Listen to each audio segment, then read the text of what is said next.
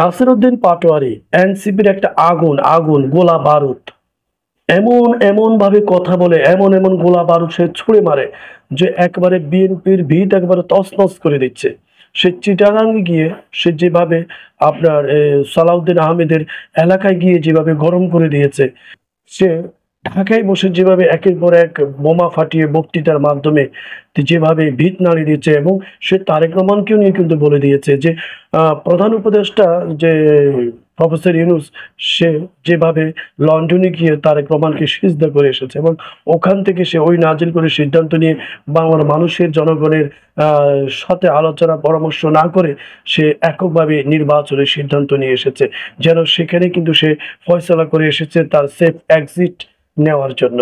প্রিয় দর্শক, এই যে নাসিরউদ্দিন পাটোয়ারি, এদেরকে কিন্তু যেন তেন কিন্তু নেতা ভাবা যাবে না। এরা প্রচন্ড সাহসী। হয়তোবা এনসিপির অন্যান্য নেতা কর্মীরা বিভিন্ন ধরনের অপরাধের সাথে জড়িত, চাঁদাবাজির সাথে জড়িত, কিন্তু এই হাসনাত আব্দুল্লাহ, নাসিরউদ্দিন পাটোয়ারি, তারপরে নাহিদ ইসলাম, সার্জিস আলম, তারপরে তাসনিম জারা, এরা কিন্তু কোনো ধরনের কিন্তু চাঁদাবাজ বা কোনো অপরাধের সাথে কিন্তু জড়িত নয়, এবং এরা কিন্তু বলিষ্ঠ কণ্ঠে এবং সাহসী কণ্ঠে তারা বলছে। এবং হাসনাত আব্দুল্লাহ সহ বলছে, যদি কেউ প্রকাশ করতে পারে, কেউ প্রমাণ দিতে পারে যে তারা চাঁদাবাজির সাথে, অপরাধের সাথে জড়িত, তদবিরের সাথে জড়িত, তাহলে সেদিন থেকে তারা রাজনীতির মাঠ থেকে নিজেদেরকে গুটিয়ে নিয়ে যাবে। প্রিয় দর্শক, তাহলে নিশ্চয়ই তারা এই ধরনের কোনো অপরাধের সাথে জড়িত নয় বলে তাদের কণ্ঠে এত সাহসী এবং কণ্ঠের ভার এত গাম্ভীর্যতায় ভরপূর্ণ। প্রিয় দর্শকে, তাহলে এই যে বলল যে আবার বলছে যে যে অনলাইনেই শুধু তখন আপনার দল পরিচালনা করতে হবে। অতীত থেকে যদি শিক্ষা না নিয়ে থাকে, তাহলে কিন্তু অনলাইনেই কিন্তু দেশ পরিচালনা করতে হবে।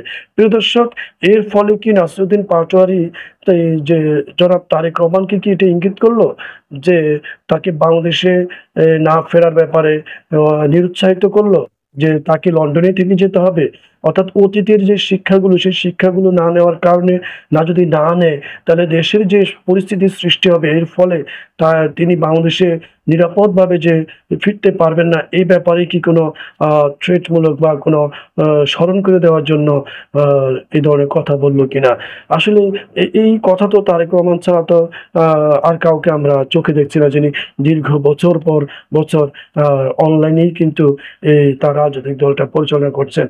প্রিয় দর্শক, এই যে নাসিরউদ্দিন পাটোয়ারিরা বুক চেতিয়ে জীবনকে হাতের মুঠো রেখে তারা কিন্তু এই বাংলাদেশকে দ্বিতীয় স্বাধীনতা এনে দিয়েছিল, এবং তাদের হাত ধরেই কিন্তু এই গণ অভ্যুত্থানের সাফল্য এসেছিল।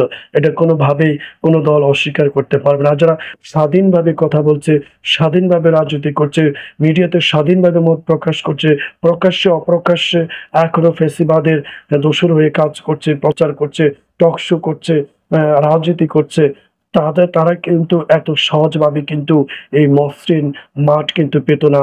এই মসৃণ সুন্দর মাঠ কিন্তু এনে দিয়েছে এই নাসিরউদ্দিন পাটোয়ারি, হাসনাত আব্দুল্লাহ এবং এই এনসিপির নাহিদ ইসলাম, সার্জিস আলম, এবং সজীব ভুঁইয়া, এদের হাত ধরেই কিন্তু মূলত এই মসৃণ পথ তৈরি হয়েছে। তাই তাদের নতুন এই বাংলাদেশের ভূমিতে দাঁড়িয়ে কেউ তাদের বিপক্ষে, কেউ অভিযোগ তুলবার পার পেয়ে যাবে, এই নাসিরউদ্দিন সাহসী কণ্ঠস্বররা কখনোই তা ছেড়ে দেবে না।